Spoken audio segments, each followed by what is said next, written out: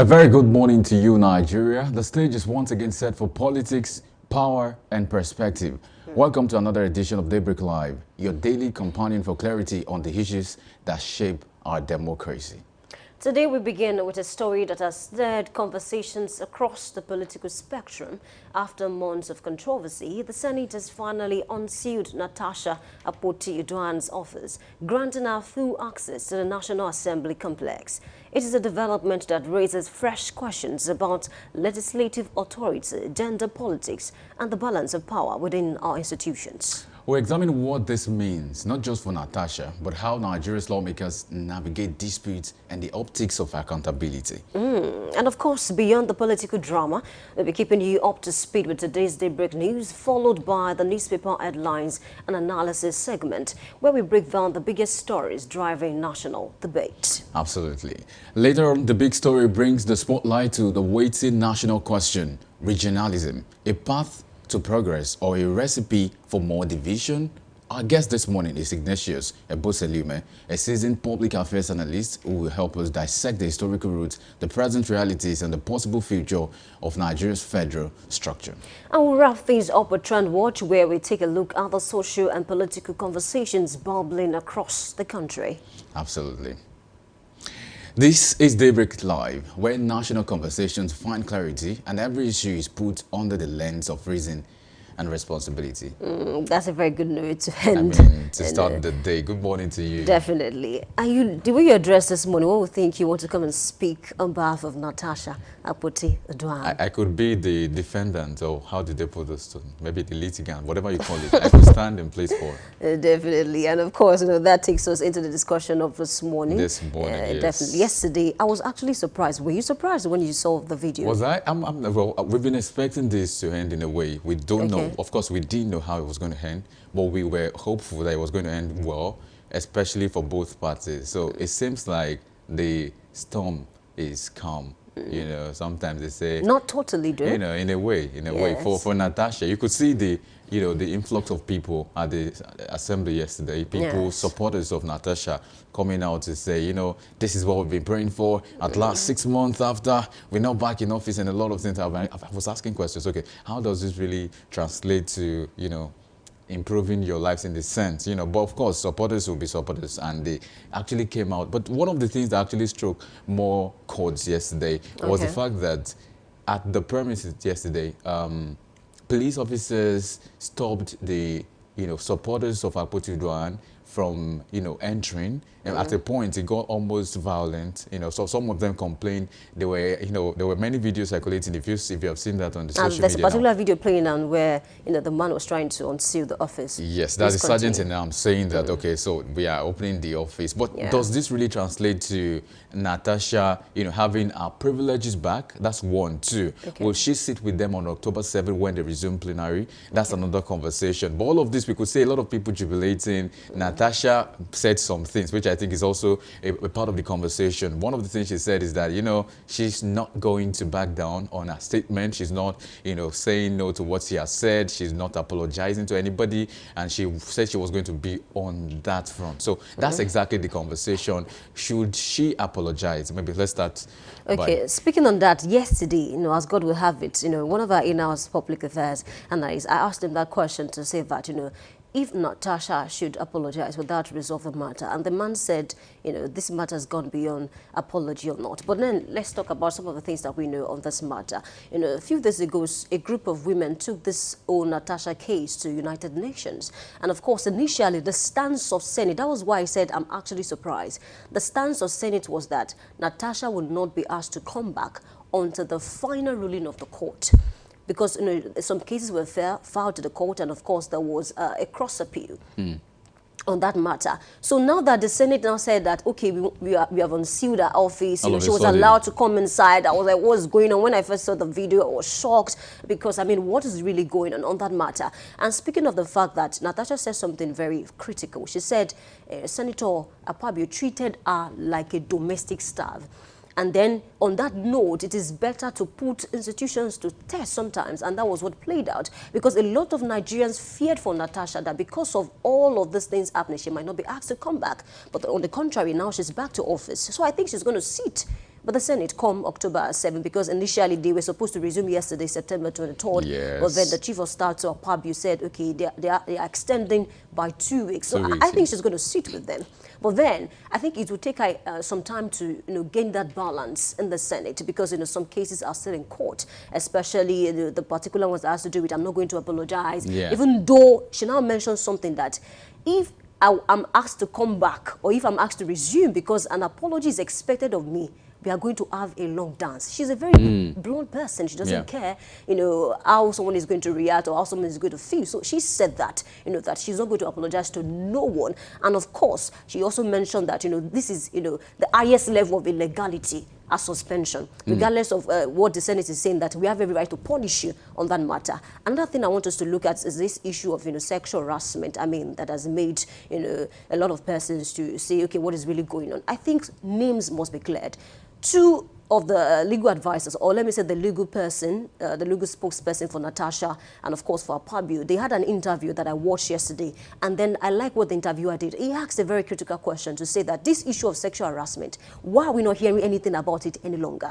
And then the legal person to Natasha mentioned that, the case is with a certain committee and not in the court of law. So maybe that's why we're having this issue. So I think the case should be should be processed to the court of law, so that they can have like a fair hearing, because names must be cleared. This is Nigeria. We cannot allow such issues to remain without clarifications on that matter. So this is how I see this matter. I think that Tasha would definitely sit with them come October 7.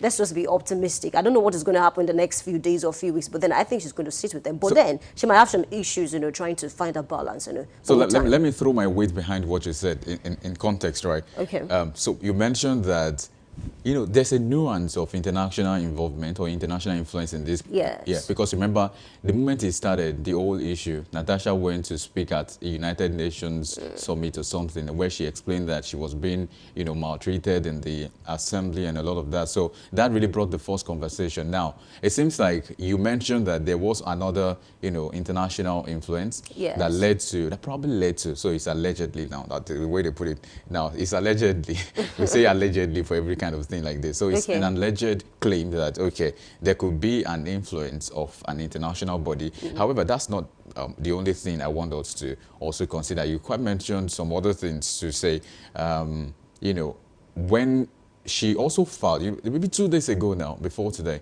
she filed that the problem has been that they are listening to what Akpabio is saying, but nobody's listening to what she also said. She filed also against Akpabio, but the whole conversation has been on what they filed against her, and nobody's considering what she also filed in terms of. And that's because all the cases she filed was ruled against her. And like you also mentioned too, it was taken by the committee of the House. They were sitting on it and not the courts, as it were. So she wanted a fair playing ground to say, let's take these things to a better place where an international body, or maybe, what do you call it, independent body that is not associated or affiliated with this House, the Senate House, to say, okay, so let them have a better way to scrutinize this instead of us doing it from the House, I think it's just the sexual harassment case that's with, a certain committee, because there was a particular ruling from the Federal High Court. But that's enough to be taken to court.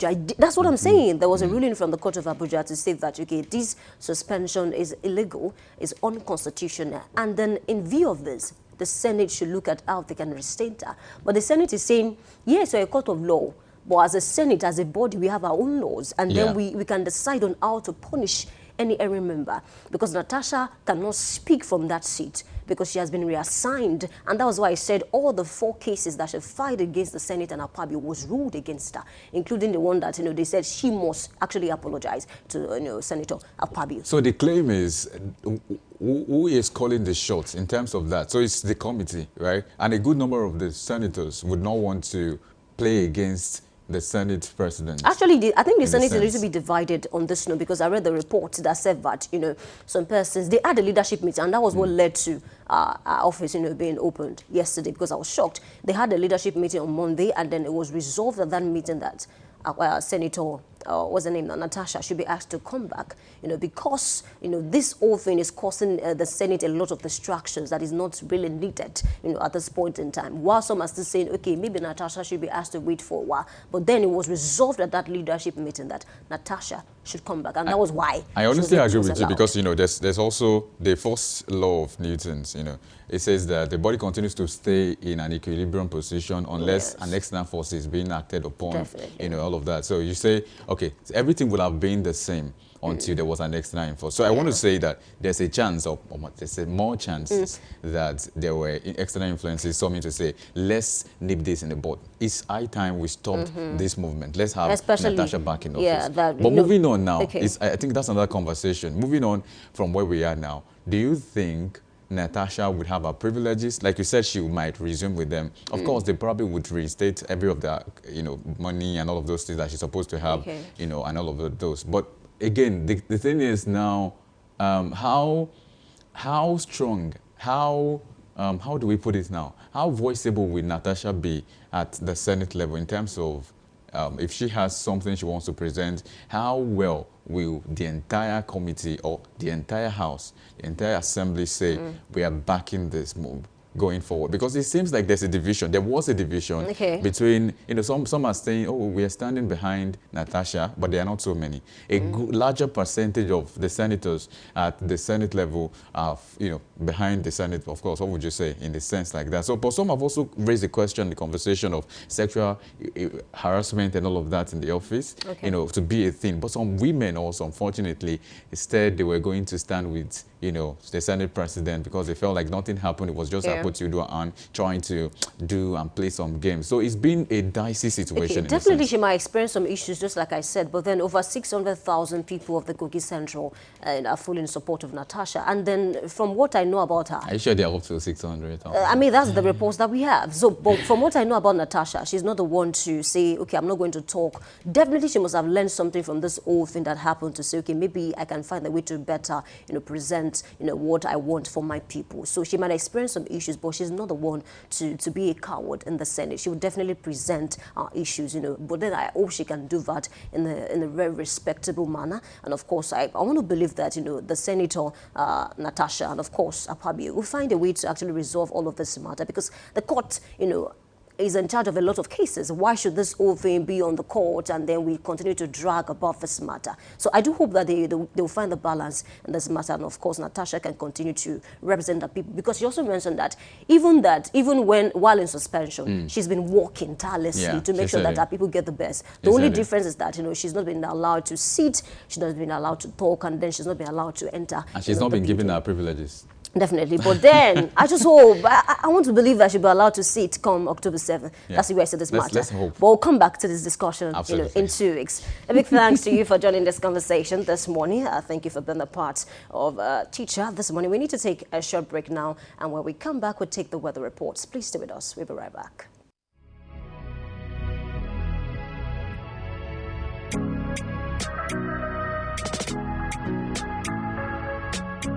Need a professional space to bring your vision to life? Dominion Television Studios offers state-of-the-art facilities perfect for your next broadcast, commercial, corporate video, or live event.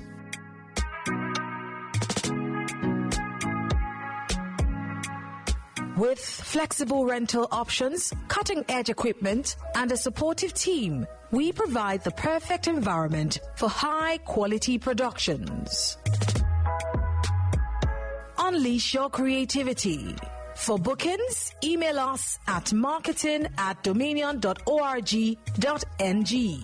Call us on 0705 506 1061 or 0916 101 1061. Check us out on Instagram, Facebook, LinkedIn, and TikTok at Dominion Broadcast, and on X at DominionCast.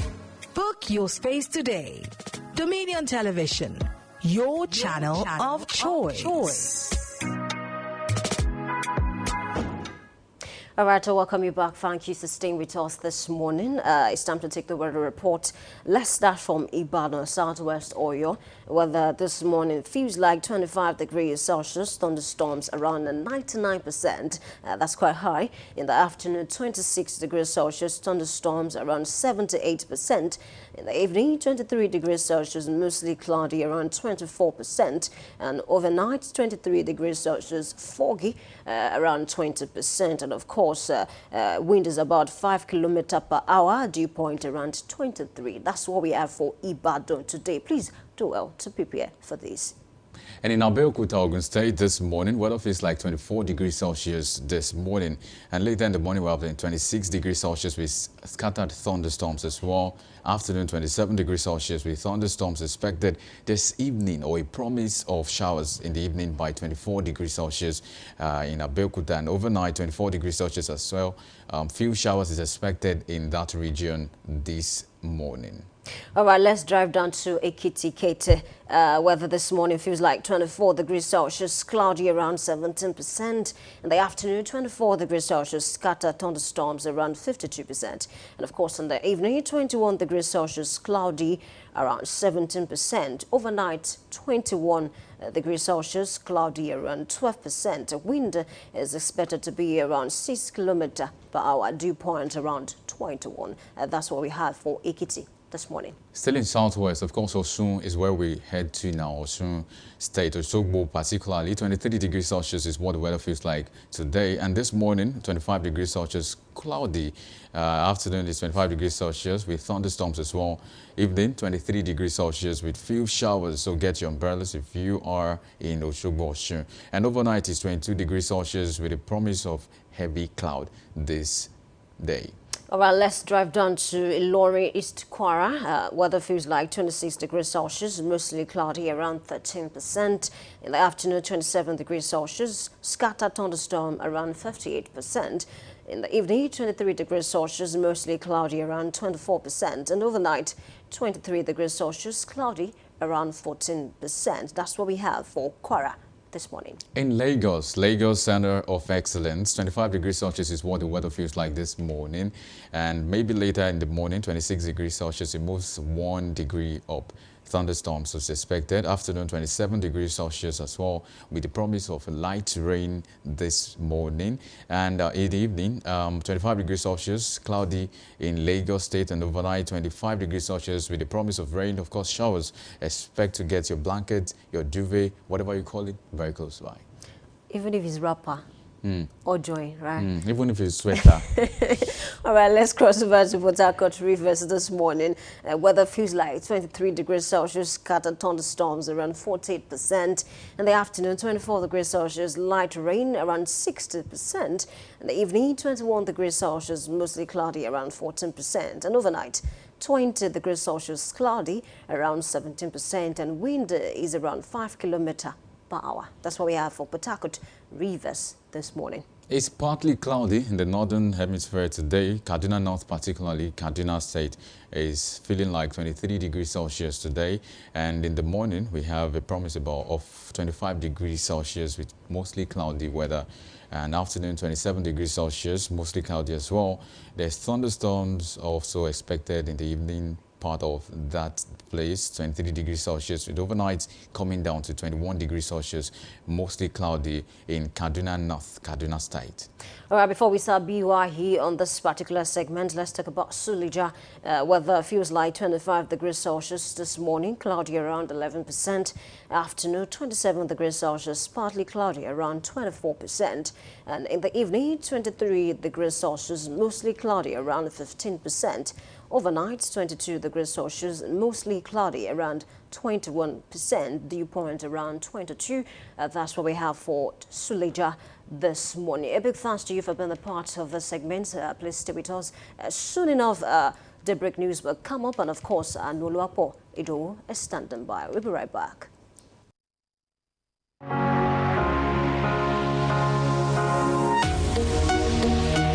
Live from the heart of the action. Welcome to the nerve center of Next Level Broadcasting.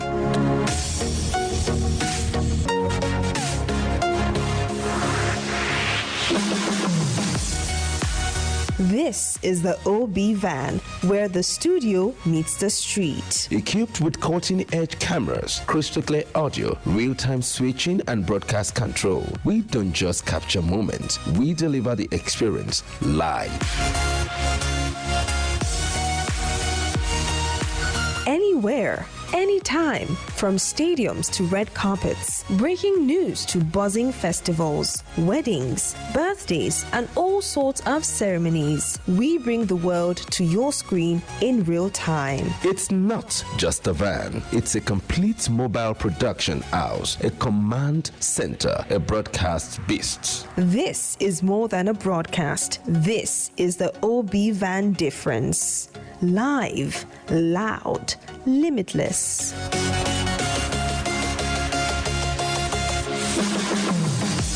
Ready to go live? Like never before. Book the OB van today and take your event to the world. One powerful broadcast at a time.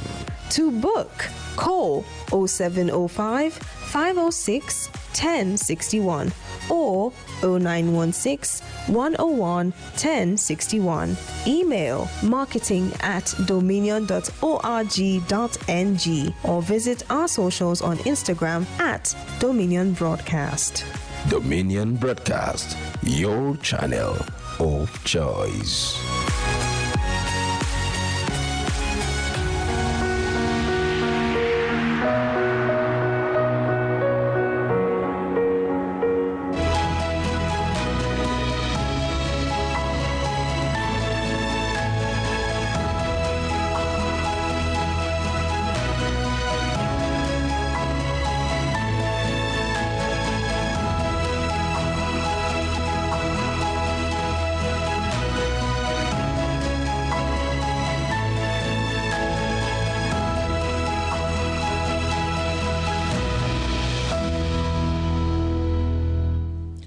Hello and welcome. This is Daybreak News on Dominion Television. My name is Anulu Akpo Idowu. President Bola Tinubu has directed the Minister of Federal Capital Territory, FCT, Nyesom Wike, to commence the construction of 2 hostels of 300 capacity each for the Nigerian Law School in Abuja. The FCT Minister's Senior Special Assistant on Public Communications and Social Media, Larry Olayinka, said in a statement that the project will be executed under emergency consideration. The FCT Minister's spokesperson said the road linking the body of Bench's Secretariat with Now University, when completed, will ease traffic congestion on the road leading to the head office of the Economic and Financial Crimes Commission, EFCC.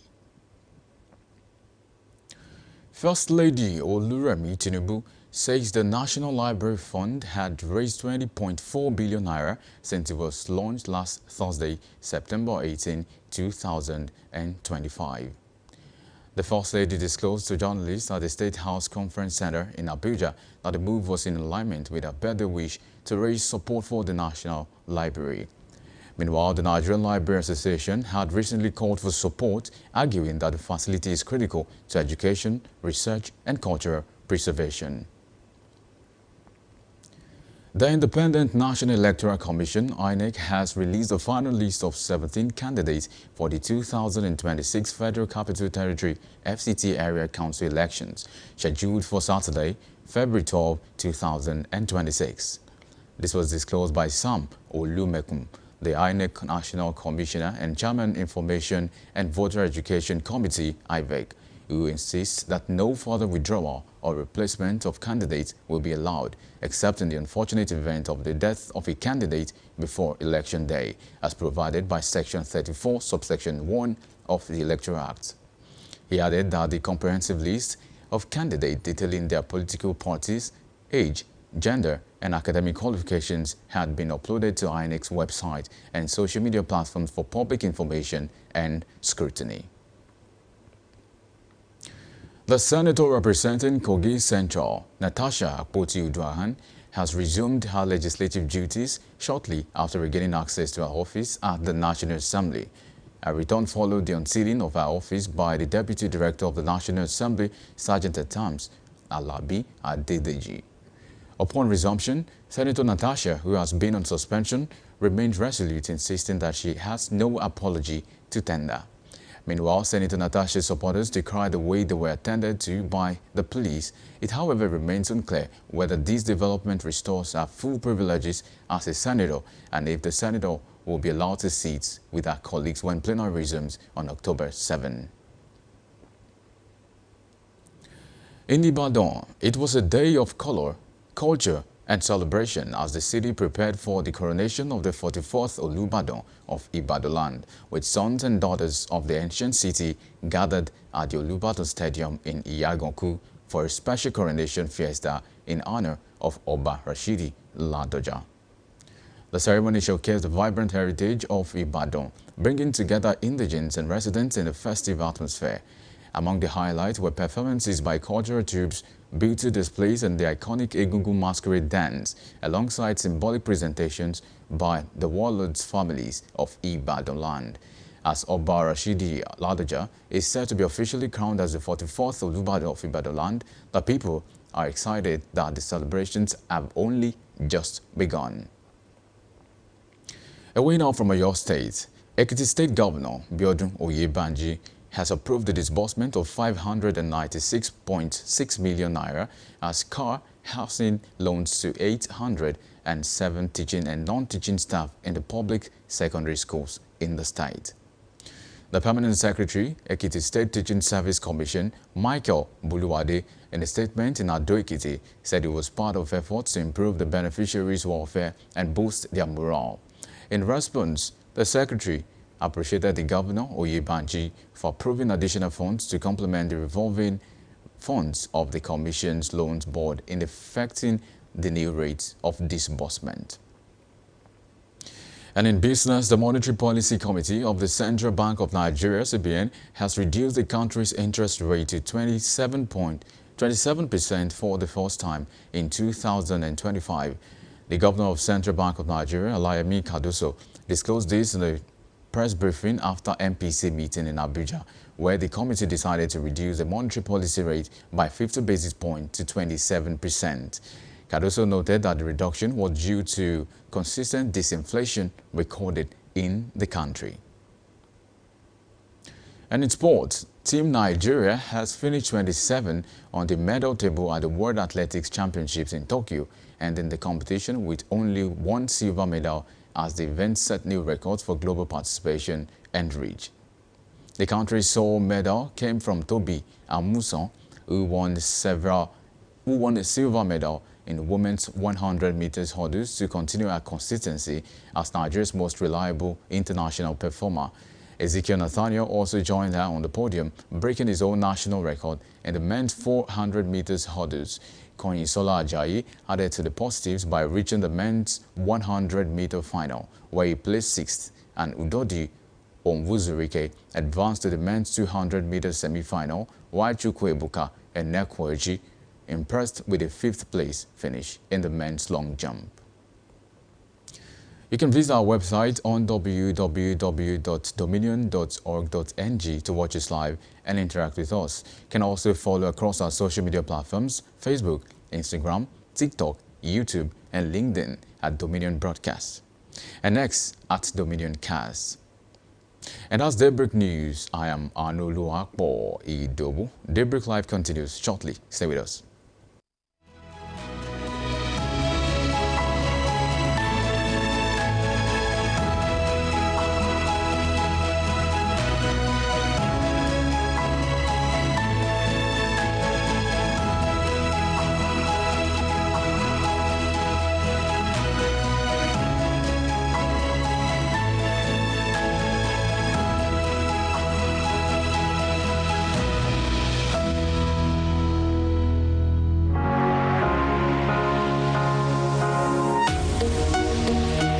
Live from the heart of the action. Welcome to the nerve center of Next Level Broadcasting.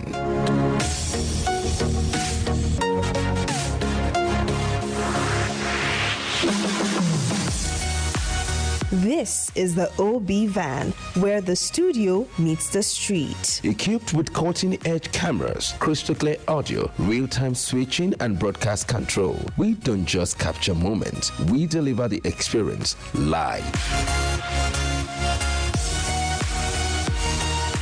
Anywhere, anytime, from stadiums to red carpets, breaking news to buzzing festivals, weddings, birthdays, and all sorts of ceremonies. We bring the world to your screen in real time. It's not just a van, it's a complete mobile production house, a command center, a broadcast beast. This is more than a broadcast. This is the OB van difference. Live, loud, limitless.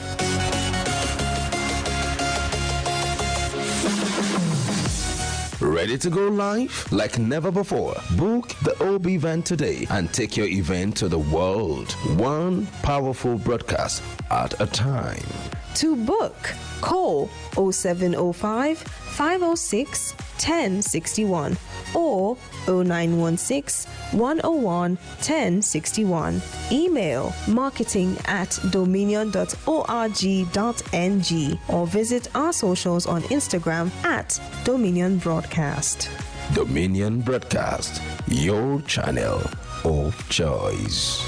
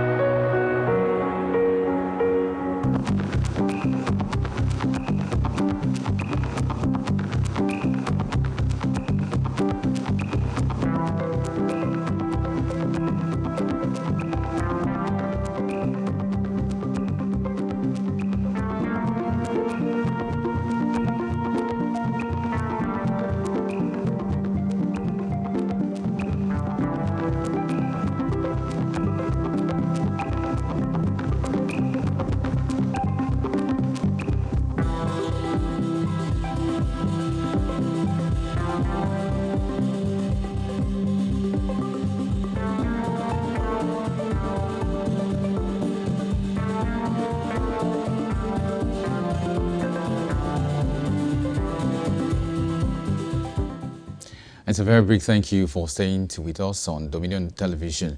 And this is the edition and the segment of the program called Newspaper Headlines and Analysis, where we bring you stories of breaking, developing across the news platforms, of course, in the country. And sometimes, if time permits, we check some other stories still making the rounds across the globe.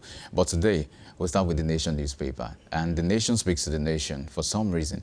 And this reason is that the first story on the Nation newspaper that is quite, they say they put it on their head is, of course, Natasha is everywhere. But, the interest rate is also of interest to the Nation newspaper this morning. How cuts in interest rate will stimulate economy, and that's coming by expert. Because yesterday, we also said in the news just now that CBN has slashed the rate, interest rate to 27%, about 50 basis points right there. 14 major banks are fully recapitalized according to another release in that particular conversation. How cuts in interest rate will stimulate economy, and that's coming by experts. We'll see many of those stories still breaking today, and we'll lay tabs on them. Now, Trump, Lula, Erdogan in fireworks at UNGA Day 1, also on the Nation newspaper. National Assembly sits right on the top corner on the left-hand side, as you can see on your screen. National Assembly on seal Senator Natasha's office. That's the big story. I won't apologize. That's another story. So one story to another story, one from the National Assembly, another from Natasha. We get all of those conversations in the course of this analysis today. Meanwhile, other stories are still breaking and making the rounds on the front page. Ibadan aglow for Ladoja's installation. We brought you that, and we are still keeping tabs on that as it develops right here in the city of Ibadan, the Red Roof City. Of course, our news team is out everywhere to check and bring you up to speed with everything that is breaking in terms of the Olubado enthronement, the coronation ceremony, all of that you can expect on this very dial, Dominion Television. Now, moving on to some other stories before we get into the analysis. The Guardian newspaper is calling for attention, and this time around, what's on the Guardian newspaper is quite fascinating. It's about world leaders. Wider cracks in world order amid warning on aid courts, unions future. There's been that story, remember the US aid court and all of those courts. Now, there seems to be a progression at the United Nations, General Assembly at 80, conversations revolving around the statehood of Palestinian, and of course, Donald Trump speaking yesterday. We'll get all of those conversations in the course of today's edition of our broadcast on Dominion Television this morning. Concerns in Lagos APC as 4 elected female officials die in 2 months. A shocking story, but not a good one. Tinubu raises 20.4 billion naira for National Library at birthday anniversary. And that's talking about the First Lady, Oluremi Tinubu. That's what she did. We also brought you that. If you have been following our stories, we tracked that story and we brought it to you just today. Benue IDPs vowed to occupy FCT until normalcy returns. That's also talking about the Middle Belt, talking Benue, talking Abuja, all of that in the news today. Moving on from that, Pengesan Nopeng warned federal government against selling JV stakes. That's also a big story, something that we should talk about, and we try to do a bit of justice to that. Defamation case adjourned as Senate Natasha Ridge on common truce, page 3. What then is the reason for this truce? Maybe we know, maybe we won't, but one thing is sure, time will tell. Moving on from the Guardian newspaper, Vanguard newspaper wants to vanguard some stories, and particularly about banks. 14 banks fully meet new capital requirement. That's coming from the CBN. Olayemi Cardoso said this just yesterday, and it's also making the rounds, as you can see. 14 banks fully meet new capital requirement on Vanguard newspaper. As you can see on your screen, the story is up for grabs and up for talks this morning. Davido becomes Grammy voting member for 2026 awards. A good one for him. Insecurity. Nursing mom abducted 3 soldiers jailed for selling arms to terrorists. Many of this story, Natasha Akpoti-Uduaghan storms Senate office, resumed duties. That is a good way to start the conversation this morning with Temitope Ishola, our analyst this morning, joining us on this very edition of newspaper headlines and analysis on Dominion Television. A beautiful morning to you this morning. Pleasure to be here. So let me start the conversation by saying that are you a pro-Senator Akpoti-Uduaghan, or you are anti-Senator Akpoti-Uduaghan? I think I'm for the law. From what you've seen, from the projections, from all of these things that you've seen, do you think she's in the right or she's in the wrong? I think she's in the right in some ways. It was alarming the way the House kind of tried to muffle her voice down. And I think that's where I began to pay interest in it. Ordinarily, I would have just been concerned that, perhaps they just have internal wranglings. But the effort with which the House went to ensuring that her voice was not heard indicates that there's some truth to whatever accusation she had leveled against the sitting president, the sitting Senate president. So at that point, I think I was basically with her in terms of, let me say, my sympathies were with her. But I still believe that all that has been portrayed in the media may not be 100% right, but at least to a reasonable extent, based on how powers that be tried to suppress her, how they didn't allow her to even be able to speak, how they went against court orders and the like. So I think I'm more in tune with her, or sympathizing with her. Let's build this surface a little bit now to say, moving on, October 7 is expected to be the next plenary sitting. Do you think she's going to be there? And if she's there, will her privileges be restored? I think the first process, which was them, as our office being unsealed, is a signal that yes, the Senate, the National Assembly is coming to terms with the fact that she has to return to resume her duties. So yeah, at the early stages, I don't expect that they would give her all of her rights immediately.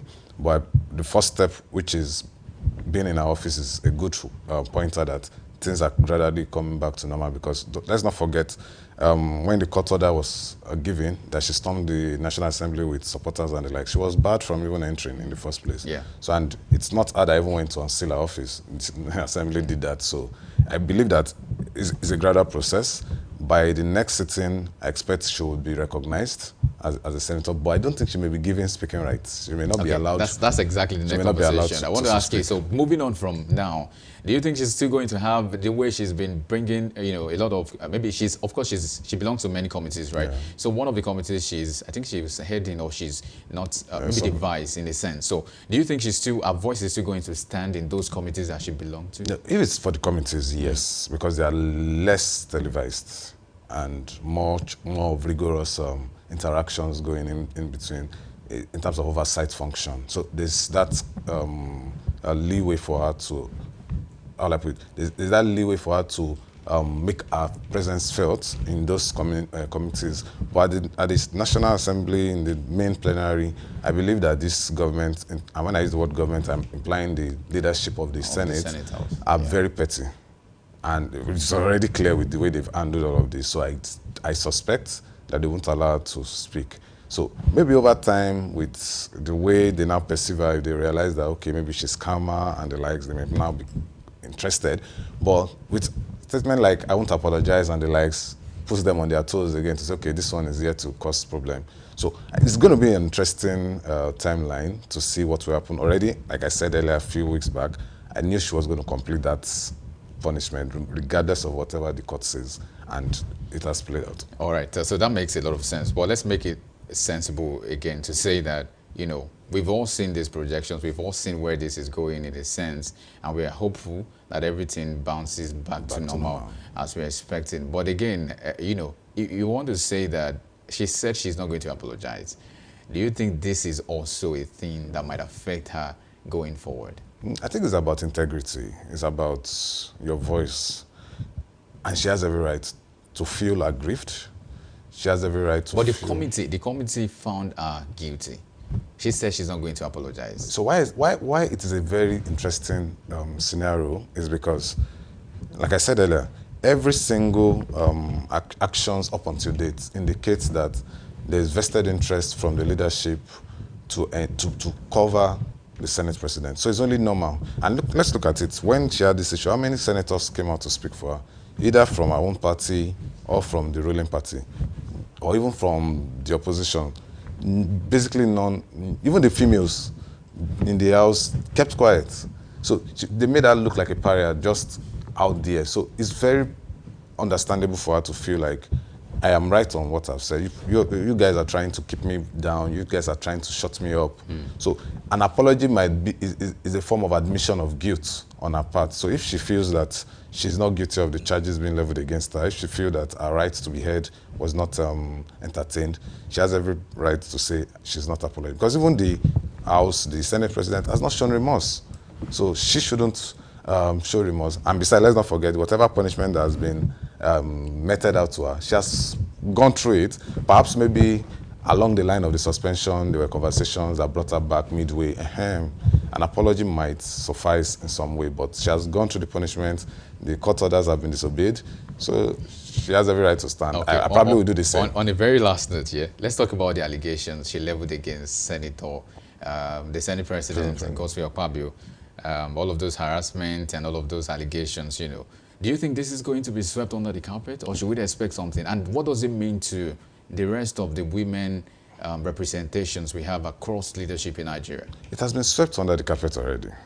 In Senate claims, the Senate President ought to have stepped aside for an independent, proper investigation to be taken concerning that allegation. And nothing was done. It basically presided over our disciplinary actions and the likes. In just recent, that's last week, a prime minister, a parliamentary minister in the United Kingdom was accused of assaulting an honorable, so a pressman. And it popped up in the news, and the guy resigned within 24 hours so that investigation can go on. So Nigeria, we don't have that. And that's basically what we are seeing and what we've continued to see. So the allegations, it makes it hard now to prove whether the allegations was even right or wrong, because the manner at which it was attended to raised question marks.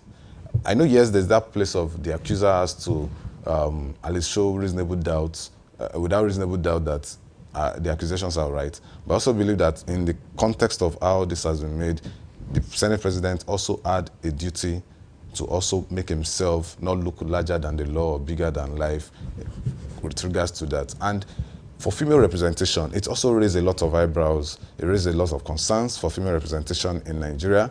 We have less than 30% women in politics, and they go through a lot of ridiculous demands in the political system. I am a bit in it. You see female candidates being told to come and sleep with certain bigwigs in the party so that they can have leeway into getting tickets, which is very stupid.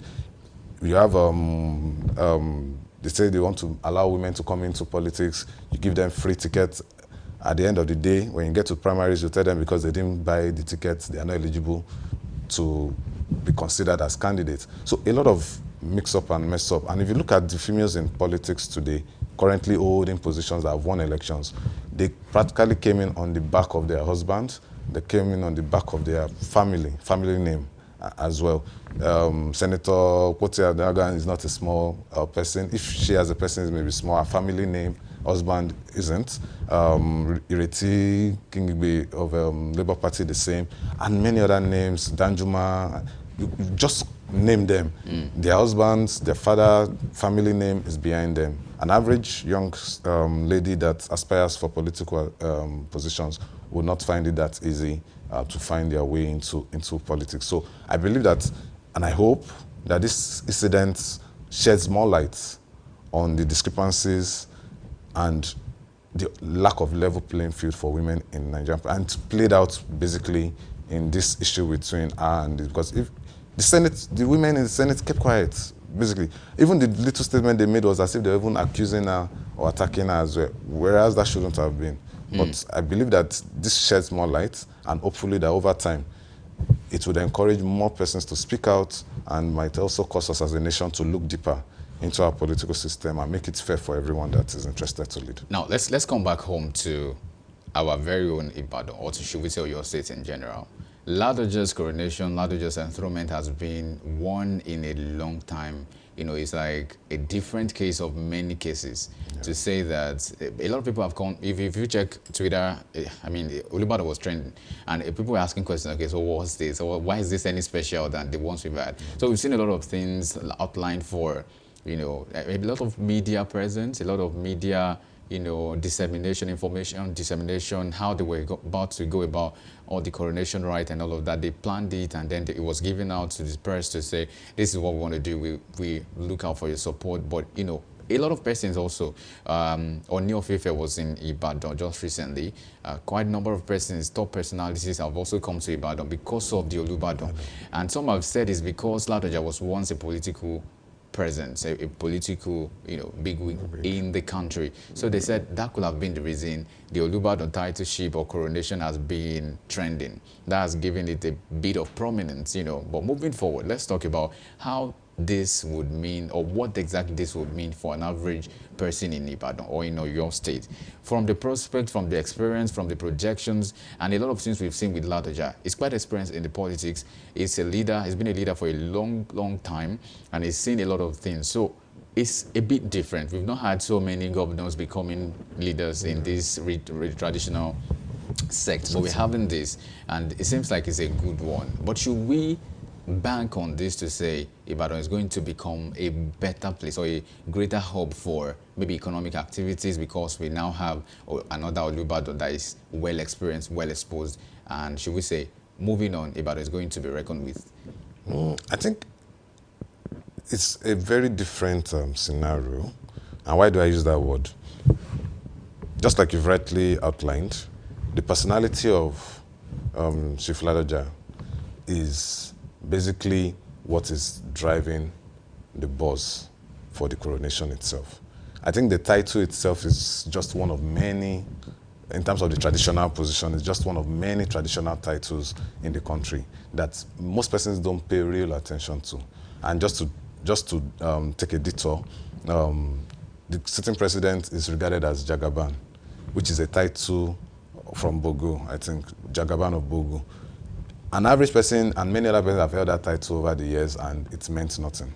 But he, as a person, his personality elevated that title. So I see that happening with the incoming Olubadan. Yes. That the personality, the influence he has politically and the likes has enhanced it. And largely that's because he was also a former governor.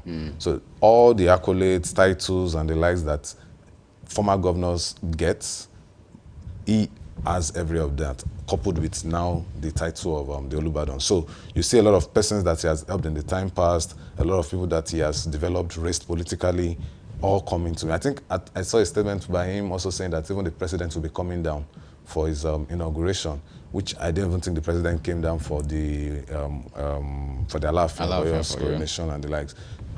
He came into the country, and there are rumors that that's one of the reasons why the trip was also cut short, the foreign trip that the president was cut short. So they are friends, they are political guys over the years. So I feel that's all that is playing in. So to your question of whether all of this brings development to Ibadan, I think it will be interesting to watch.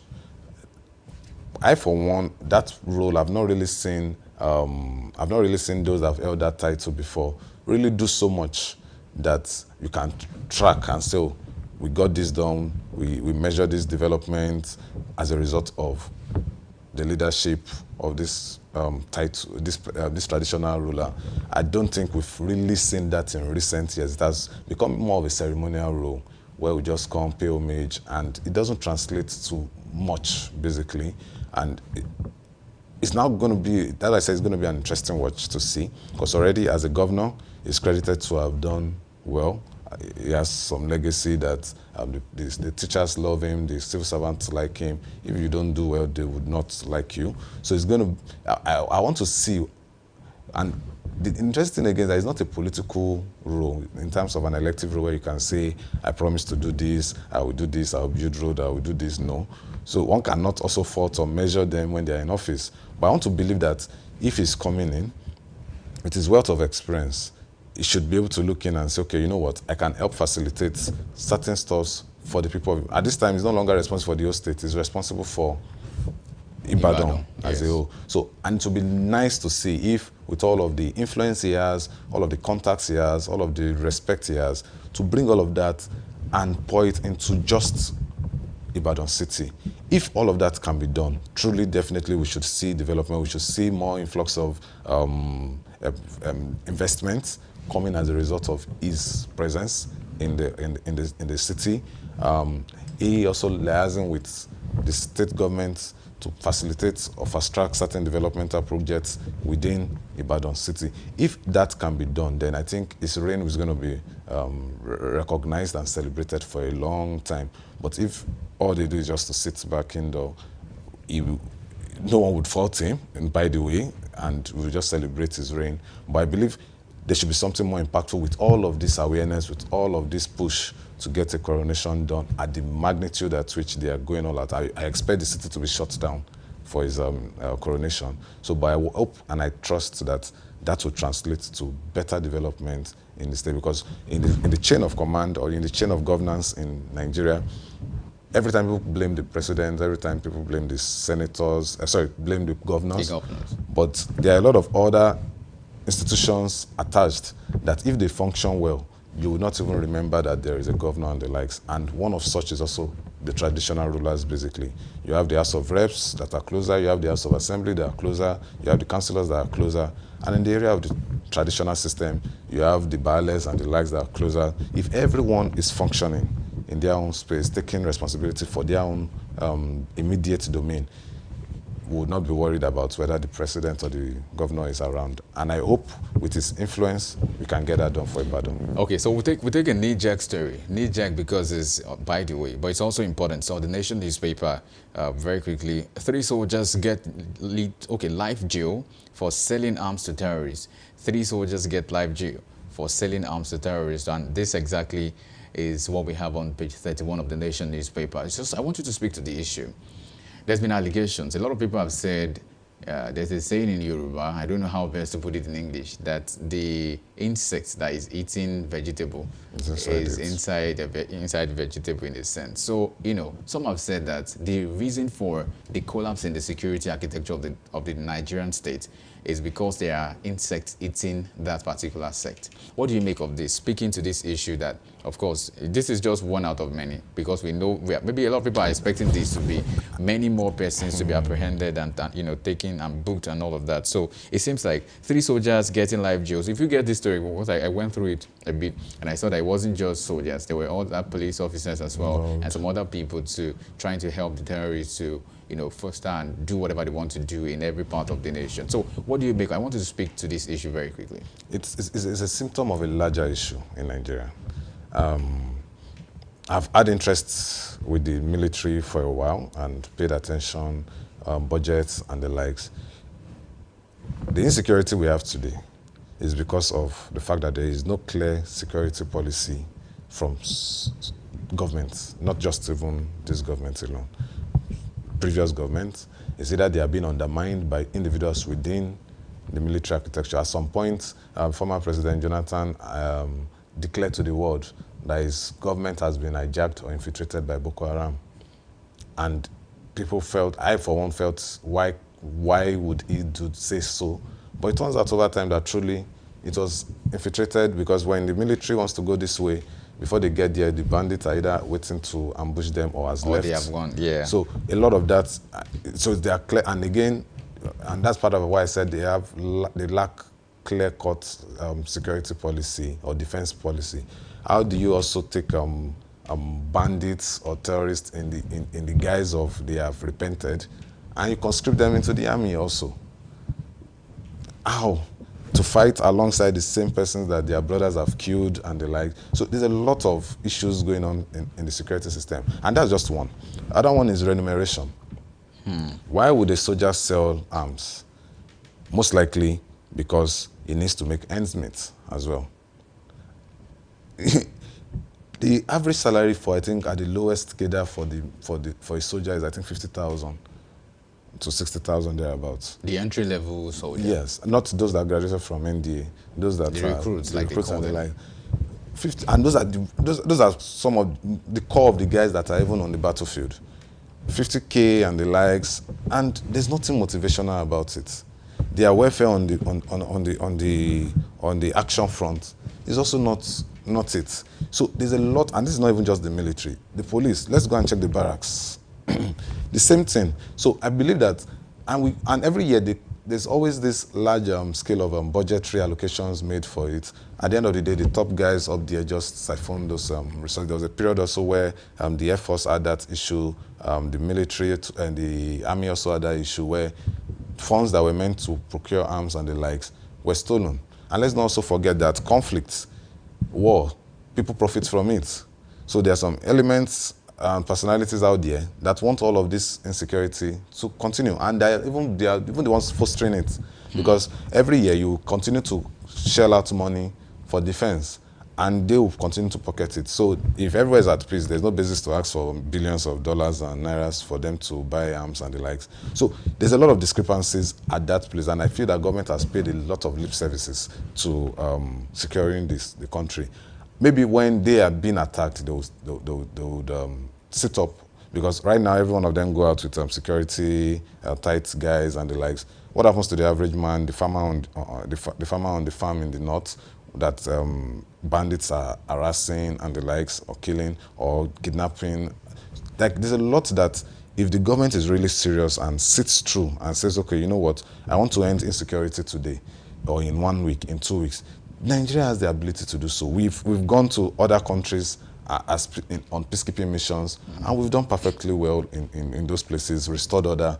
Why is it hard? And just to add again, beyond just even the arms and the likes, what is our border policy? At the last time I checked, which was roughly maybe 6 months thereabout, Nigeria has over 1,000 to 1,600 plus porous borders that are not manned, that people come in and out daily, no check, nothing whatsoever. What effort have they even made in that regard in the first place to even say, you know what, let's keep our borders closed in these areas. Let's now start working internally. None of that has been done. Our relationship with our surrounding neighbors, Niger and the likes, is hostile. There's no collaboration in those places. So it's just so. why I brought all of that up is to let you know that it's not just about sales of arms. There's a lot of issues that needs to be addressed, either almost simultaneously or prioritized. And for now, I've not seen the government do any of that. They're just playing to the gallery. All right. So there's been the issue of borrowing in recent times. We've seen that in the news where they said that the federal government is borrowing, and then the National Assembly said they gave a backing to that for any nation to really grow, you need to borrow. And it's not just about borrowing, it's borrowing for the right reasons, but not borrowing to spend, borrowing to invest and all of that, which of course they came out to say to be a thing. Now, there's another report on Daily Sun newspaper that I would like us to speak to very quickly.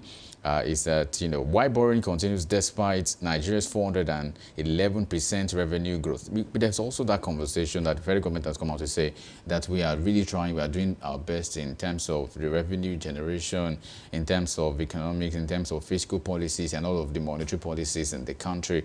And this seems like a way to go for them. Now, they're still borrowing. So if you add that to say, we are making a lot, we are getting better, and then the other conversation is now, but we need to borrow.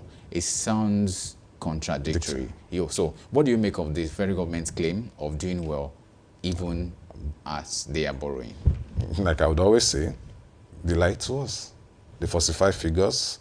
So I think that's something we shouldn't even be micing words about. If you follow the track record of this government in the last 2 years of being in power, that's basically their go-to plan. Come out, falsify figures, lie for the people, clap for yourself, and continue to do the same thing. Basically, they repeat it over and over and over and over. So now this is it. When you say you have increased your revenue by 400%, to a reasonable extent, some things should be visible that the country can see in terms of where that resources is being channeled into. Have we even seen that in the first place? Subsidy has been removed. Tax has been introduced. The new tax model or whatever there is that they're working on introduced. Every single thing indicates they just keep collecting from the people. The Calabar road that they said they wanted to fix, they just did maybe 10 kilometers or 20 kilometers, which is not even up to 10% of the distance, and they are clapping for themselves. So a lot of things from that end that the government has shown that they cannot be relied upon when it comes to figures. So the real truth is the area of the borrowing, which means they don't have money. That's just the main truth. The other part of we've increased revenue and the likes is just to clap for themselves, to say, oh, yes, we're doing something, have something to believe in us for, which I won't say they've not generated revenue at all. But at the scale at which they have communicated it, I think there are faulty figures in that numbers. Then also on the area of borrowing, there is no problem with borrowing. Every country in the world borrows, as long as you can borrow for as long as you can borrow for developmental projects. This government hasn't shown that they can be relied upon in it. So every opinion I've made or position I'm taking on this particular question is premised on the antecedent of the government towards borrowing and its use of borrowed funds. For now, I don't see anything that gives me this belief in them that they can be relied upon. Perhaps maybe the next time they borrow, they do well, good. But for now, I don't think they'll do so. All right. Thank you so very much, Ishola Temitope, for joining us this morning. Thank you so much. And thank you for staying tuned. Of course, coming up next is the big story where we unpack something quite important, regionalism. And the question is, a path to progress or a recipe for more division? We get to know if that is the case after now. Join us again with the big story coming up next.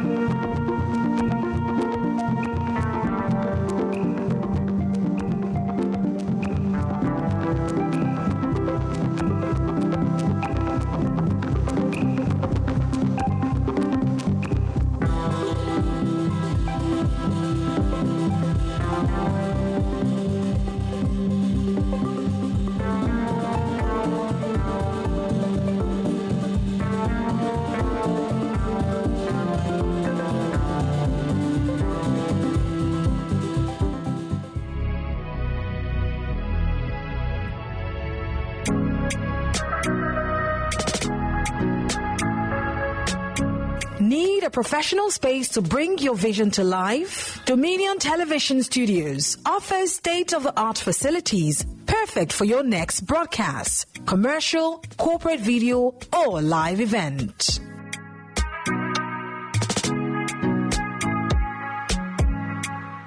With flexible rental options, cutting-edge equipment, and a supportive team, we provide the perfect environment for high-quality productions. Unleash your creativity. For bookings, email us at marketing@dominion.org.ng. Call us on 0705 506 1061 or 0916 101 1061. Check us out on Instagram, Facebook, LinkedIn, and TikTok at Dominion Broadcast and on X at Dominion Cast. Book your space today. Dominion Television, your channel of choice.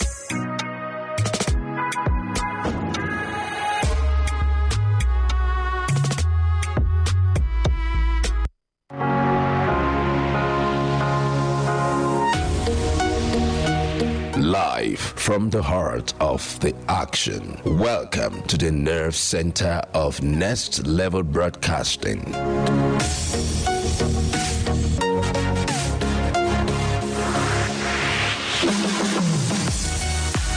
This is the OB van, where the studio meets the street. Equipped with cutting-edge cameras, crystal clear audio, real-time switching, and broadcast control, we don't just capture moments, we deliver the experience live. Anywhere, anytime, from stadiums to red carpets, breaking news to buzzing festivals, weddings, birthdays, and all sorts of ceremonies. We bring the world to your screen in real time. It's not just a van, it's a complete mobile production house, a command center, a broadcast beast. This is more than a broadcast. This is the OB van difference. Live, loud, limitless.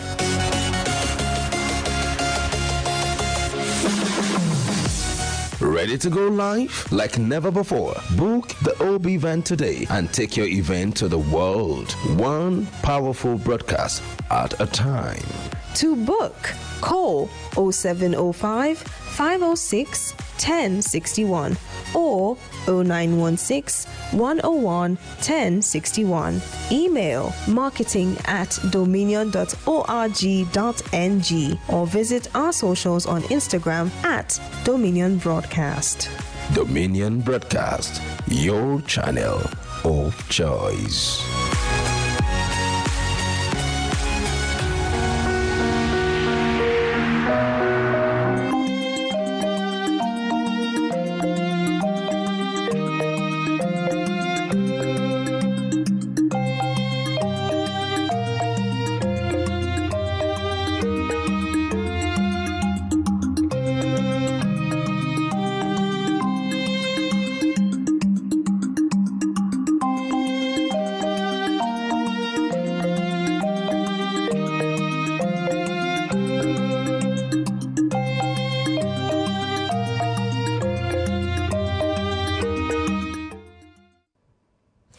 We tried it in the past, and we all know how it ended. The country has moved on since then, so we can't go back. These are the words of Tanko Yakasai, the statesman and former liaison to President Shehu Shagari and veteran Northern Voice in Nigerian Public Live. I welcome you to Big Story. I'm Oluwayemi Adelakwan. Our big story today is regionalism, path to progress or recipe for more division, with our guest Ignatius Ebeselume Ofino. Let's rewind. In the 1950s and early 1960s, Nigeria was organized into large, powerful regions, East, West, North, and later the Midwest. Regions enjoyed vast autonomy, managing their own resources, education, local security arrangement, civil service recruitment, and infrastructure development. For many, these were the golden years of regional governance, when local decision-making was closer to the people, and political parties were rooted in regional identities. But that system was far from perfect. Ethnic majorities within regions frequently set the agenda. Minorities felt excluded. Internal regional rivalry was intense, and political competition sometimes erupting into violence. Ultimately, the system couldn't survive the strains, coups in 1966, the Civil War, and the concern that a strong region could challenge national unity led the military regime of Yakubu Gowon to abolish regions and reorganize the country into state in 1967. From then on, Nigeria has moved into a highly centralized federal system, with states being relatively smaller federating units, far less autonomous, significant power held in Abuja, and frequent complaints about inefficiency, corruption, misallocation, and inequity. Fast forward to 2025, we hear renewed calls for regionalism from some quarters, arguments that it could improve development, strengthen accountability, reduce the burdens on the federal center, better match services to local needs, and deal with security in more flexible ways. Meanwhile, public officials like Tanko Yekasa, elder statesman, argue that the return to regions is neither feasible nor wise, pointing to the historical pitfalls, ethnic tensions, and complexities of modern Nigeria. But he's not the only voice in this debate. Dr. Akin Fakponda, a retired Federal Civil Service Director and active Afenifere member, who has drafted and publicized a proposal for Nigeria's return to regional government in his draft bill to be known as a Bill for an Act to substitute the annexure of Decree 24 of 1999 with a new governance model for the Federal Republic of Nigeria. Fakponda argues for dividing the country into 8 autonomous regions, granting them robust powers, and de-emphasizing the current 36-state structure. So here's the question we'll wrestle with today. Can regionalism once again serve as a path to progress for Nigeria, delivering better governance, inclusion, and development? Or is it more likely to be a recipe for more division, instability, and conflict? With us is Ignatius once again, the boss Salume of Fino, to help us unpack whether regionalism is a vision worth returning to or a dangerous echo from our past. A beautiful morning to you, Afino. Welcome on board. Yes, good morning, Oluyemi. Good to see you. Definitely. So let's take it from the history now. Can you take us through history? How well did regionalism work in the past, and can we compare it to Nigeria of today? The first thing to ask is this: what is a region? Okay. A region can be defined as a geographical area defined by shared characteristics, like physical. When you're talking about physical, you are talking about climate or landform. Then 2, human. Then when you're talking about human, you are talking about language, culture, and history. So when you're talking about Nigeria as a country, there's one thing you must understand, that Nigeria is made up of over 400 ethnic groupings. Okay. And these groupings have been existing before the emergence or the evolution of the country called the Federal Republic of Nigeria. I want to take our mind back to history. Please do. In 1884/1885, November 15, 1884, there was a meeting held in Berlin, Germany, by the European powers that the time has come for them to regulate the colonies where they preside. So at the end of the day, it led to what we call the scramble for Africa. So Africa was being partitioned among the European powers of that time. That led to a conflict. So when Africa was now partitioned, so the French had their own territory, the British also had their own territory, Germans also had their own territory, Belgium also had its own territory in Africa. So now, when we are now talking about the evolution of the country called the Federal Republic of Nigeria, on 1st of January 1900, the Royal Niger Company decided to transfer its territories to the British government in sum of £865,000. That is why some people are saying today, Nigeria was bought and sold. It has been a subject of controversy. So when it was now taken over by the British government, then the upper Niger River and the lower Benue Basin became what was known as what? The Federal Republic of Nigeria. But formerly it was called what? The Northern Protectorate. and the Southern Protectorate. So in 1914, Lord Lugard decided to amalgamate the Northern Protectorate and the Southern Protectorate together. So to name it what we call Federal Republic of what? Nigeria. So in 1914, there was what we call the Amalgamation Constitution. That is number one. Then in 1922, there was what we call the Clifford Constitution. In that Clifford Constitution, introduced what we call Legislative Council with representation. But it failed, and then it bettered another constitution. So when it did that, there was a Legislative Council with jurisdiction in Southern Protectorate. Then now came what we call the Richard Constitution of 1946, which divided the country into 3 regions: the North, the East, and the West. So we are having what we call Northern Region, Western Region, and what we call the Eastern Region. But in 1951, Mafasin came with a quasi-federal structure. So there was what we call, he decided to do what we call, he limited the legislative powers of those regions. So their powers were limited. But the beauty of it all is this.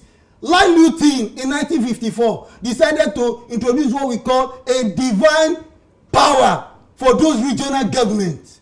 So he introduced what we call true federalism. From 1954, we now have what we call Independence Constitution of 1960. Then we have what we call the Republican Constitution of 1963, which was a parliamentary form of constitution. That led to the Midwestern region. Yes, then from 3 regions, we now have what we call 4 regions. Yeah. Though it has been argued that it was a conspiracy against the late sage in order to reduce its area of influence. There was a referendum in Western region. That was what led to the creation of Midwestern states. The people of the North Central were also agitating. Okay. But they were denied. Because Sir Ahmadu Bello and Tafawa Balewa never wanted anybody to reduce their area of influence in the North. But because of the issue of conspiracy against the late change, Chief Jeremiah Obafemi Awolowo. So that was what led to the creation of what?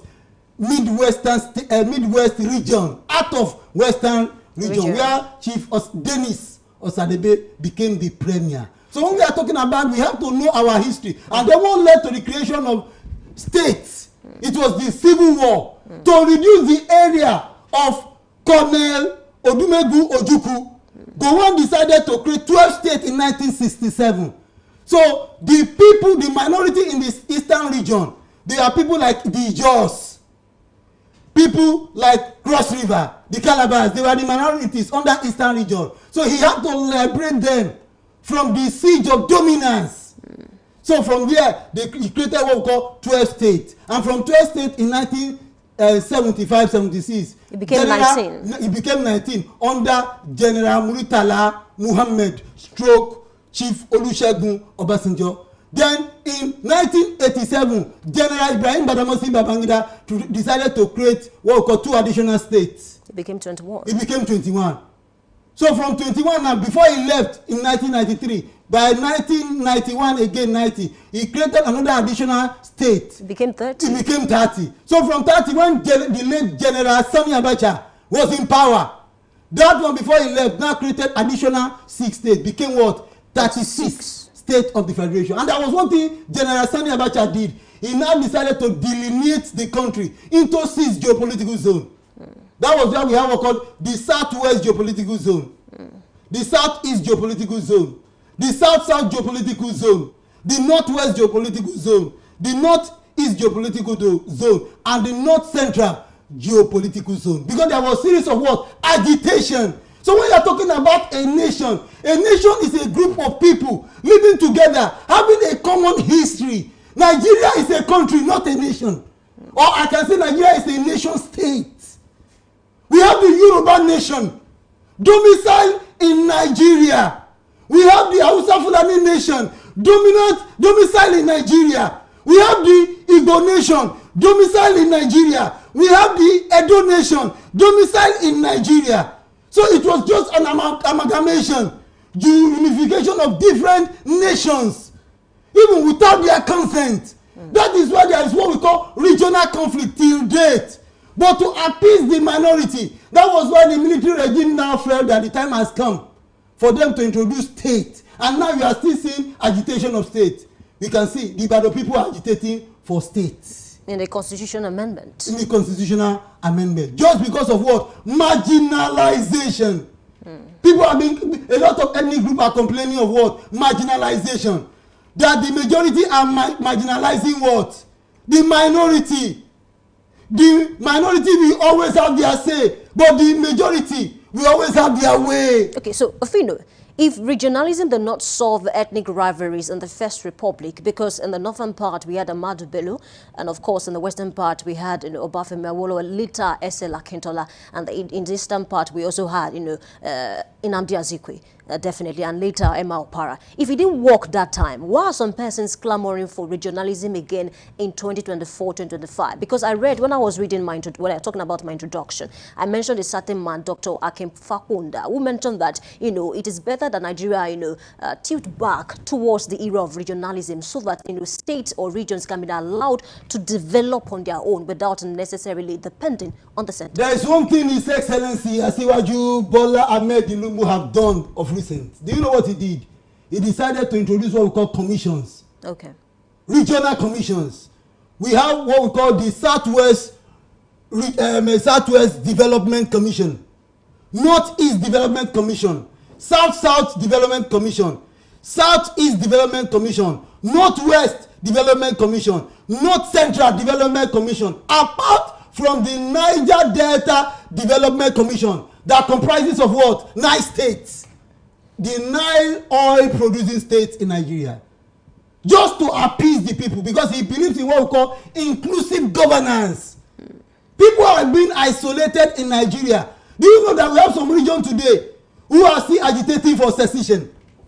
I don't want to mention the region, but Nigeria knows that there is a particular region in this country they are agitating for secession because they feel that they are being marginalized. But the beauty of regionalizing is this: government get closer to the people. Let me give you an instance.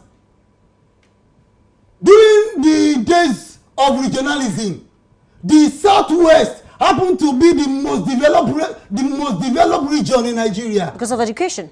Not because of education. Because of what? They had a great leader, the message, who was a philosopher. Chief Jeremiah Obafemi Awolowo. He was a philosopher, a sage. Okay. Do you know what it means when your leader is a philosopher? He is the only president that Nigeria never had. Machiavelli says something. And their Nigerians are regretting today that if they had known, they would have allowed this man to lead us, because he was a socialist. Our own version of Nostradamus. Let us be honest to ourselves. The regional government, there was development in the southwest region of Nigeria. Even in he introduced education. He introduced education. He was liberal. So that is why today the most advanced and intelligent region in Nigeria today, give it to the southwest. Give it to them.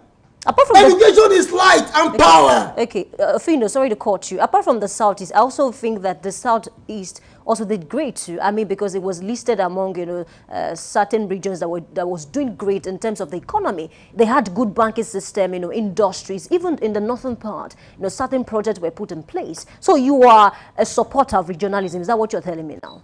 It's two-way thing. Okay.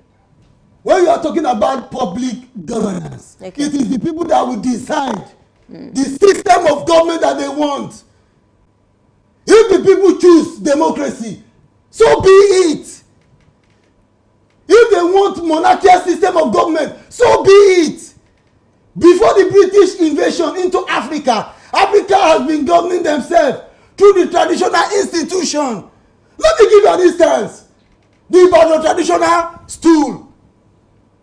So democratic. So democratic. We have two traditional lines. We have the civil line. We have the military line. In the civil line, they call it Otun. Before you ascend the throne of the Olubadan, you have to be promoted and elevated from one step to the other, 43 steps. But when it comes to the military or the Balogun line, You have to climb the staircase. 42 without any form of what? Compromise. Because the people wanted it to be like that. So when we are talking about regional government, like the Southwest now, they have a common descent. They have a common ancestors. Oduduwa. It's different from when there is a mix-up. That is why we are having problem in this country. So I'm not saying that regionalism for now, it will be very difficult for Nigeria to go back to regionalism, I must say. Because a lot of people want to be liberated from a particular state. Some people are craving for what? State creation. Let me give you an instance now. There is the Ibadan dominance over other ethnic groups. We have 5 political zones in Ibadan, in Oyo State. We have the Ibadan zone. We have the Ibaraka zone. We have the Oyo zone. We have the Okiogun zone and the Ogbomoso zone. And it has been rumored that it is only Ibadan that can become the governor of Oyo State because of their majority. So the rest zone feel marginalized. That is why you see a lot of people agitating for what? State creation. So if you say we should go back to regionalism, there will still be what we call marginalization of the minority. 3 will be greater than 2. 2 can never be greater than 3. Mathematically. So when we are talking about what we want is this. There should be what we call overall development. If we are creating state, there should be what we call inclusive governance. Those that are the minority, they should get involved. Okay. Scholars have argued, that, for us to ensure, inclusive governance that you're talking about, and then, regular development, not like maybe some parts are more developed than the other. That's why some certain persons are clamoring for regionalism, to say that, we can stop blaming the president for every single thing that happens in the country. Governors will become more accountable. Some political leaders will become more accountable rather than, pushing the entire blame, on the center. It's the system. Let me give you an example. The automobile. A typical car is design, is an invention. When you see a car, it has the wheel alignment. It has what we call the ignition system. Okay. It has what we call the brake system. It has what we call the fuel system within that particular car. They are working in synergy. It's our own problem we have in this country is what we call institutional failure. We are having corrupt leaders. Our constitution is faulty. You can see from parliamentary system of government, we now went to presidential system of government. Very costly. The cost of governance is high. In 2014, His Excellency President Goodluck Ebele Jonathan, GCFR, decided to organize confab. Because at that time, Nigeria was already 100 years old. And there was a document written by Lord Lugard that if those regions do not agree for 100 years, they have every right to do what? To separate. But within the Nigerian constitution, there is no call for referendum. Please hold your thoughts. We need to go on a short break. When we come back, you continue. Please stay with us. We'll be right back.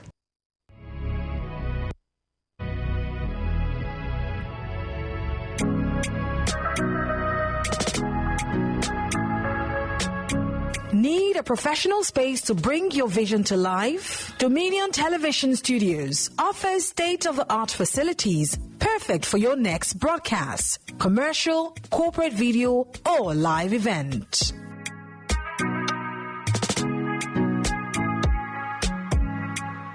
With flexible rental options, cutting-edge equipment, and a supportive team, we provide the perfect environment for high-quality productions. Unleash your creativity. For bookings, email us at marketing@dominion.org.ng.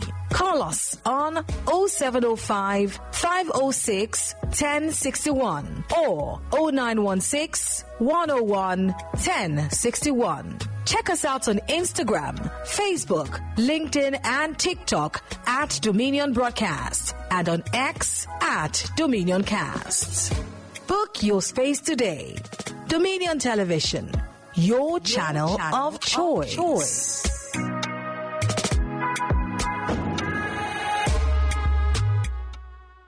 Back. Thank you for staying with us. This is still Big Story, and we are discussing regionalism. Is it possible in Nigeria? Can it increase development in our country? Of course, I say with me, Fino Epimi makes sense of this particular story. Please continue your thought. You were talking about something. Yeah, I was talking about the presidential system of government. The high cost of governance in Nigeria is too high and unbearable.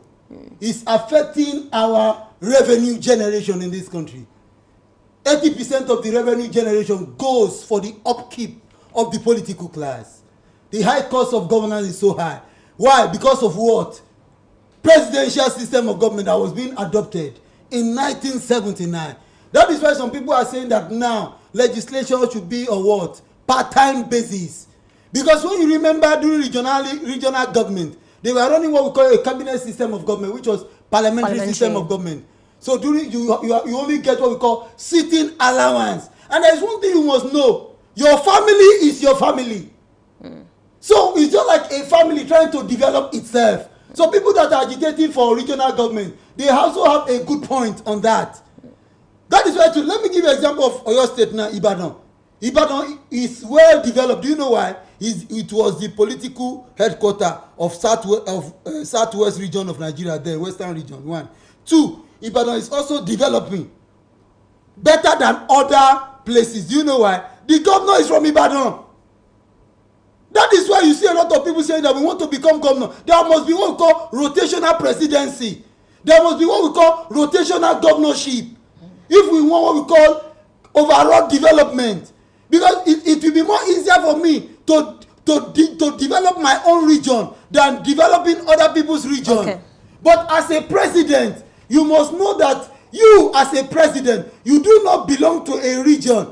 You belong to the country called Nigeria. Okay, Ofino, speaking about rotational presidency, don't you think that, we've been trying to rotate it over time?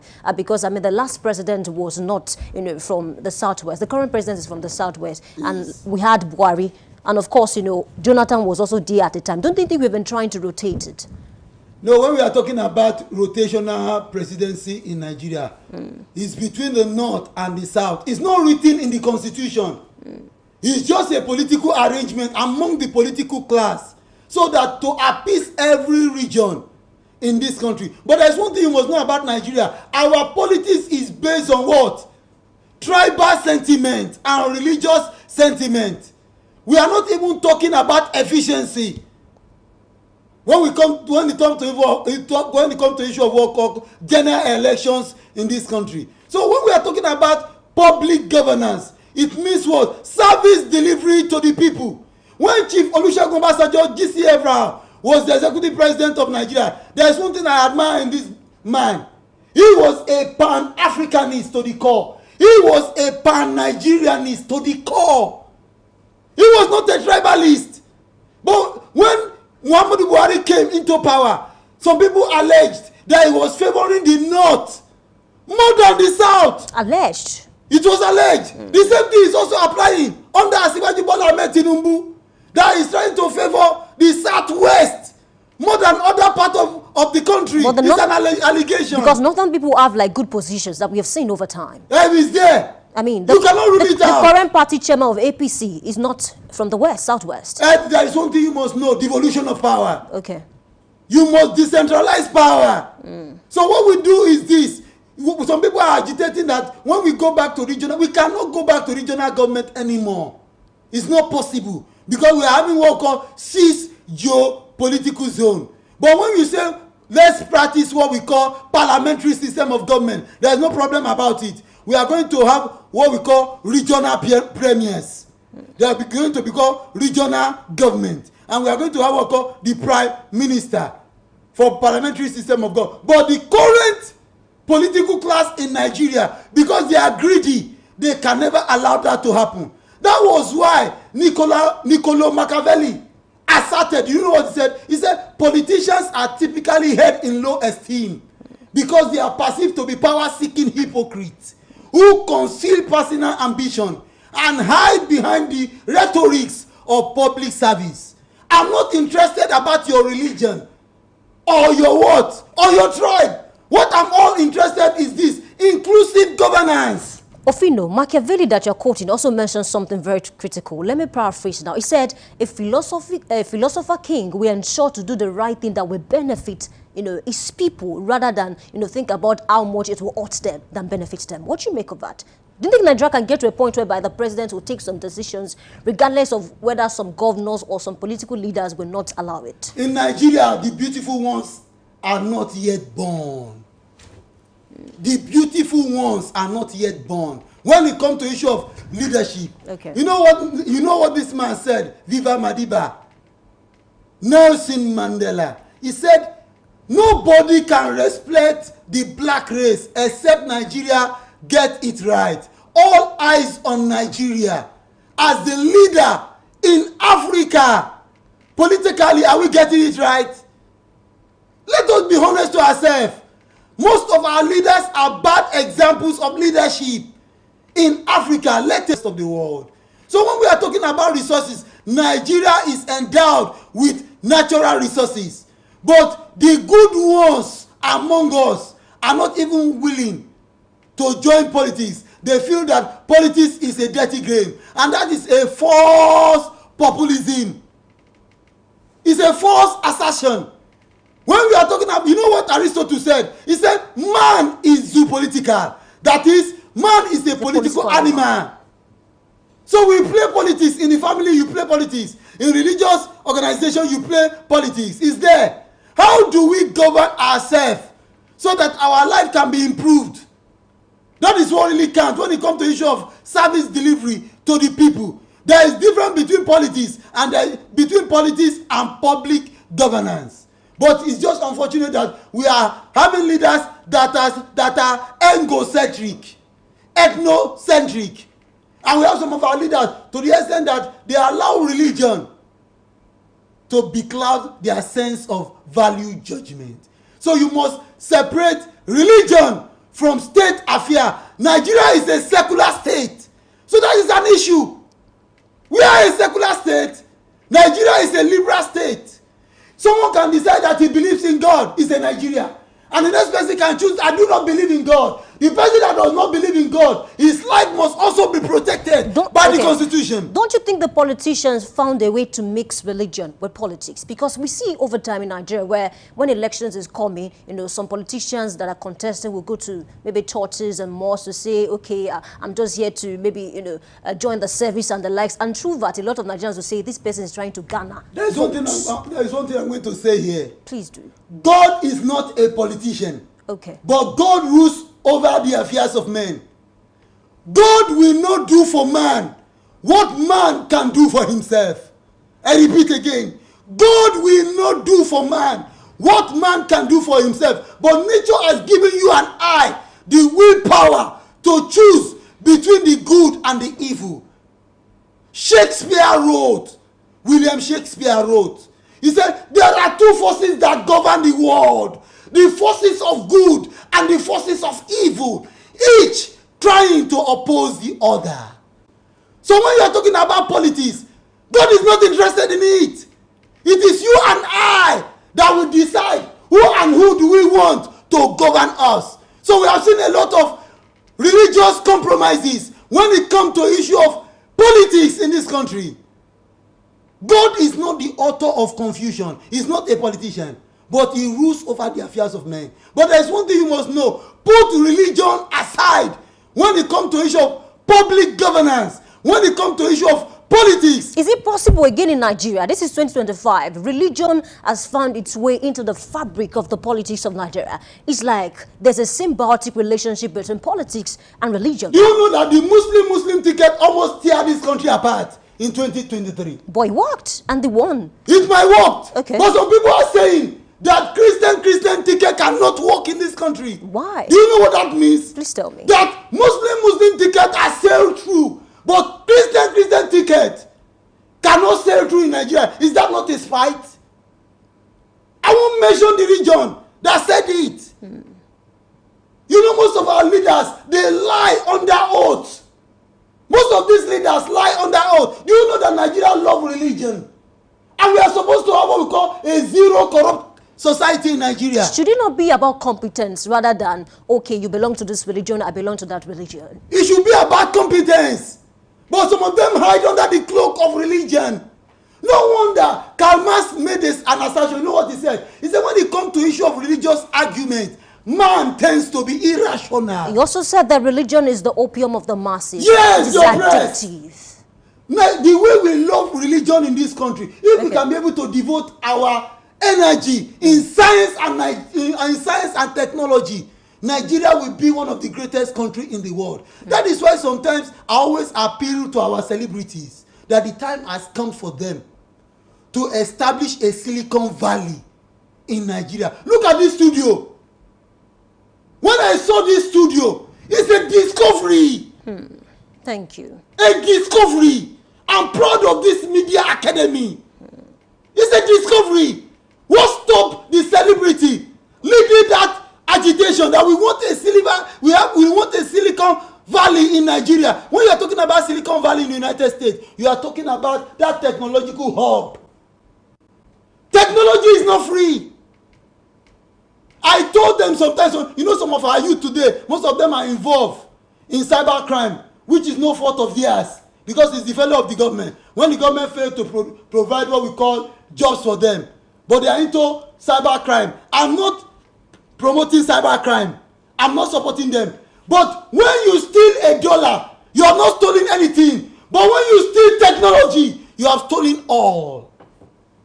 That is why America keeps accusing China that Chinese technology is a stolen technology. Which is debatable. It's debatable. It's a subject of controversy. If I should go to America today or UK to acquire education in science, and I decided to make an invention, America will say, I stole their technology. Ofino. Actually, did I steal their technology? Ofino, before we go, we need to resolute on this matter. What is the solution? Obafemi Awolowo said something. He said, when you adopt a foreign system of government and you don't domesticate, it becomes counterproductive. We adopted the presidential system of government, you know, of the United States. But how well are we, you know, practicing that system? What is the way out now? Are you saying we should totally forget about the 1999 Constitution and draft a new constitution instead of regionalism? We want a new constitution that will be all inclusive, and there must be a referendum in it, plebiscite. Okay. Forced marriage is not good. That is better than regionalism. Is that what you're saying? What I'm saying is that a lot of regions are agitating for separation. But there is one clause in the Nigerian constitution that this country shall remain indivisible and indissoluble. There is a clause in the constitution. That is why today, if any region is agitating for secession, the Federal Republic of Nigeria will wage war against that region. I'm not in support of secession, but what I'm in support is this: we need a new constitution written by the people. When you look at the Nigerian constitution, the author of that constitution decided to create what we call a lacuna. Apart from the Nigerian constitution of 1999, it's a constitution that is full of what we call ambiguities, controversies. So for now, we need a new constitution, but it will be very difficult for us to go back to what we call regional government. Regional government has gone. I think it's a fine place to leave it this morning. A big thanks to you, Good to see Ignatius Ophelio Buselume, for being a part of this discussion. I'm delighted to be here. Thank you so much. And then I think we have a good resolution. You don't support regionalism, but you think a brand new constitution is what's best for the country. All right, it's a fine place to leave it this morning. Returning fully to regional or regionalism in Nigeria is not an option at all. Thank you for being a part of the segment. Before I go, let me leave you with this few words. Like I always say, when people fail to learn from history, they are doomed to repeat history. Let's ensure that whatsoever it is that we want to adopt as a country going from our past, so that we do not repeat the mistakes of our past. My name is Oluwayemi Adelako. I'm saying thank you for joining this segment. Please stay with us. Trend Watch, we come up soon.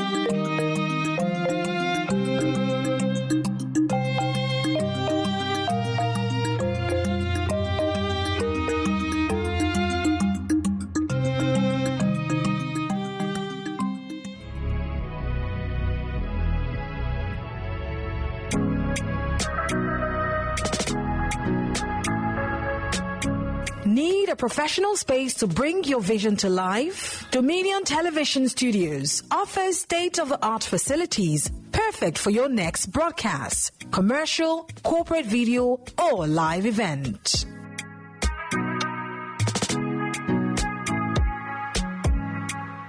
With flexible rental options, cutting-edge equipment, and a supportive team, we provide the perfect environment for high-quality productions. Unleash your creativity. For bookings, email us at marketing@dominion.org.ng. Call us on 0705 506 1061 or 0916 101 1061. Check us out on Instagram, Facebook, LinkedIn, and TikTok at Dominion Broadcast and on X at Dominion Cast. Book your space today. Dominion Television, your channel of choice.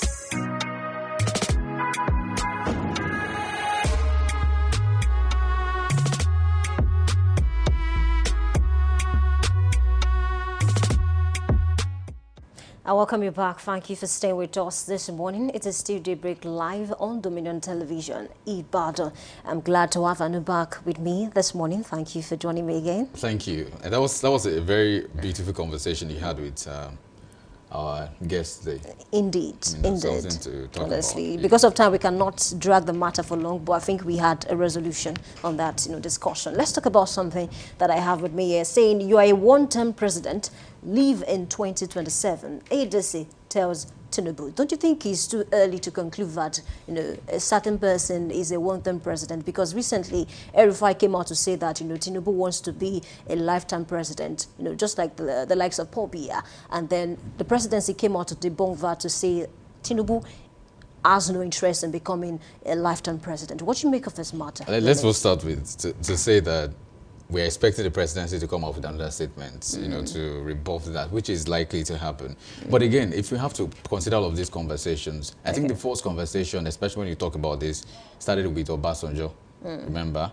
And so there was a time Obasanjo was thinking of it, another term after two. He was saying, okay, there could be. And this conversation is not just happening here. There's also that conversation in places like the United States of recent. Donald Trump, there's also that particular, say, a lot of people are coming to say Donald Trump wants to go another term, which is, I know the thing about power. If you have an opportunity to be in the place of power one time, you want to take it another time, you want to take it a step further, and then you want to have it as much as you want to. Many African countries are following suit to this kind of particular thing. We've seen a lot of countries in the African sect, many of them saying that, okay, you know what, we should have 1, 2, 3, 4, 5 terms as long as we can.